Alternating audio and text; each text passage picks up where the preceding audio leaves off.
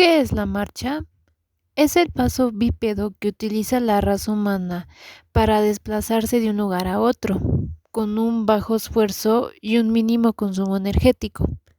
Por lo tanto, el ciclo de la marcha se define como el intervalo de tiempo que separa las sucesivas apariciones de uno de los acontecimientos repetitivos de la locomoción. Van a existir 6 factores que influyen en la marcha. Son los extrínsecos, intrínsecos, físicos, patológicos, fisiológicos y psicológicos. Los extrínsecos van a estar el tipo de calzado, vestido y transporte de carga. Por otro lado, los intrínsecos abunda lo que es la edad y el sexo. Los físicos son las medidas antropométricas. En los patológicos están los traumatismos, patologías neurológicas, musculoesqueléticas o trastornos psiquiátricos. Los fisiológicos está el periodo de gestación y el proceso normal de envejecimiento. Y por último, los psicológicos, estos van a estar relacionados con la personalidad y las emociones de cada individuo. La marcha está constituida por una sucesión de apoyos dobles y de apoyos unilaterales, permaneciendo siempre el cuerpo en contacto con el suelo mediante al menos un apoyo unilateral. El ciclo de la marcha también puede describirse como la sucesión de dos fases principales que se dan principalmente en la extremidad inferior derecha, que es la fase de apoyo o soporte y la fase oscilante o de balanceo. Para los métodos de análisis de este ciclo de la marcha, se pueden utilizar los métodos cualitativos. Un ejemplo puede ser la observación del patrón de la misma marcha en una pasarela. Por otro lado, también se pueden utilizar algunos elementos instrumentales para la obtención de lo que son los datos cuantitativos. Se considera un método más objetivo puesto que permite una valoración más completa. Sin embargo, para el análisis de la marcha se utilizan métodos tanto clínicos como instrumentales. Paso. El término paso presenta múltiples significados, siendo el más común el que se refiere al movimiento que origina cada uno de los pies cuando se camina.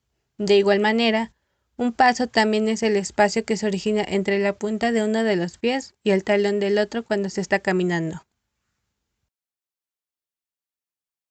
¿Qué es la zancada? La zancada es la distancia lineal en metros entre dos eventos iguales y repetidos de la misma extremidad.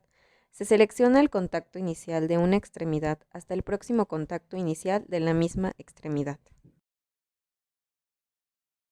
Parámetros temporales. Apoyo es el porcentaje del ciclo total de la marcha durante el cual el cuerpo se encuentra apoyado sobre una sola pierna. Balanceo. Porcentaje del ciclo de la marcha durante el cual la extremidad inferior permanece en el aire y avanza hacia adelante. Doble apoyo. Porcentaje del ciclo de la marcha en el cual ambos pies contactan el suelo. Periodo de zancada. Lapso de tiempo en el que transcurren dos eventos idénticos sucesivos del mismo pie, generalmente entre dos contactos iniciales de la misma extremidad inferior. Periodo de soporte o apoyo. El tiempo que transcurre desde que el pie hace contacto con el piso hasta el momento de despegue de los dedos del mismo pie. Periodo de balanceo. Es el tiempo transcurrido entre el instante de despegue de los dedos hasta el punto de contacto inicial de un mismo pie. Cadencia. Es el número de pasos por unidad de tiempo, generalmente se mide en un minuto. La frecuencia determina el ritmo y rapidez de la marcha. Para realizar la evaluación cuantitativa es necesario realizar la medición de los parámetros espaciales.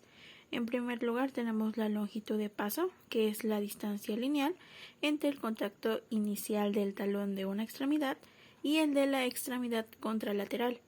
Este puede medir aproximadamente 40 centímetros. En este caso, en el paciente que yo evalué, tuvo un porcentaje de 29.5. En segundo lugar, tenemos la altura de paso, que es el movimiento de las extremidades inferiores, que otorga una altura normal de 5 centímetros al paso, esto evitando el arrastre de los pies. En este caso, mi paciente tuvo una altura de 4 centímetros. En tercer lugar tenemos la longitud de zancada, que es la distancia lineal entre dos contactos de talón consecutivos de la misma extremidad. En este caso mi paciente tuvo 59 centímetros. En cuarto lugar tenemos el ángulo del paso o el ángulo de la marcha. Se refiere a la orientación del pie mientras se encuentra en apoyo. El eje longitudinal de cada pie formando un ángulo con una línea progresiva. Este se mide del dedo gordo y del dedo índice. Normalmente son de 15 grados. En este caso mi paciente tuvo 14 grados. Por último, contamos con el ancho de paso o amplitud de base, que es la distancia entre ambos pies, generando entre los talones, que representa la medida de la base de sustentación y equivale de 5 a 10 centímetros, relacionado directamente con la estabilidad o el equilibrio. En este caso mi paciente tuvo 28 centímetros. Para evaluar la forma cualitativa necesitamos de 8 fases. La primera, el contacto inicial. Es el momento en el que el pie entra en contacto con el suelo. Normalmente, el contacto tiene lugar en la región del talón, razón por la que esta fase se considera para registrar el inicio y la culminación del ciclo de la marcha. La segunda fase es la fase de la respuesta a la carga. El pie realiza contacto total con el piso y el peso del cuerpo se transfiere a la extremidad adelantada. La tercera fase es el soporte medio. Aquí la extremidad contralateral pierde contacto con el piso y el peso del cuerpo se transfiere a lo largo del pie hasta que se alinea con la cabeza de los metatarsianos. La transferencia del peso se da gracias a la rotación de la tibia sobre el pie estático. La cuarta fase es el soporte terminal o final. Aquí el talón se levanta para deslizar el peso hacia los dedos y transferir la carga del pie contralateral, el cual entra en contacto con el piso. La quinta fase es prebalanceo o fase previa a la oscilación. La fase de transición entre la fase de soporte y la de balanceo.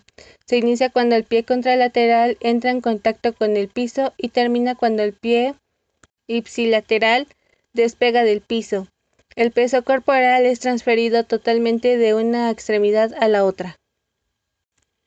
La sexta fase es el balanceo inicial.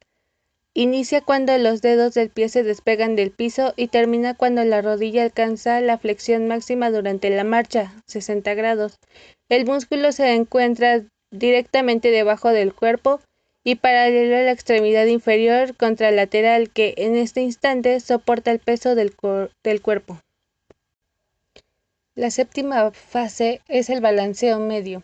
El músculo continúa avanzando y la rodilla, que ha alcanzado la flexión máxima, ahora se extiende de manera en que el pie permanece despegado del suelo y termina cuando la tibia se dispone en posición perpendicular al piso.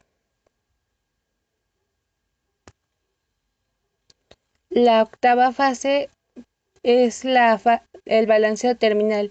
Inicia cuando la posición vertical de la tibia continúa a medida que la rodilla se extiende completamente y la extremidad se prepara para aceptar la carga durante el contacto inicial. La característica más antigua que se conoce del hombre no es su inteligencia, ni sus armas, ni su modo de vida, sino que es el caminar erecto. Los primeros sujetos erectos que se conocen datan ya de 400.000 años y fueron hallados en la región de Azar, en Etiopía.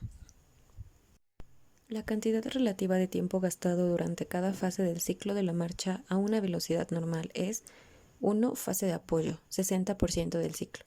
2. Fase de balanceo, 40% del ciclo. 3. Doble apoyo, 20% del ciclo. La utilización de un calzado adecuado desde la infancia tiene una gran importancia para prevenir deformidades. Los desplazamientos del centro de gravedad durante la marcha son 2. Desplazamiento vertical con un rango de movimiento alrededor de 5 centímetros. Desplazamiento horizontal con un rango aproximado de 5 centímetros de movimiento. En la marcha existen una serie de momentos determinantes que permiten realizar movimientos de manera fisiológica y que tras sufrir determinadas alteraciones generan patrones patológicos de la marcha.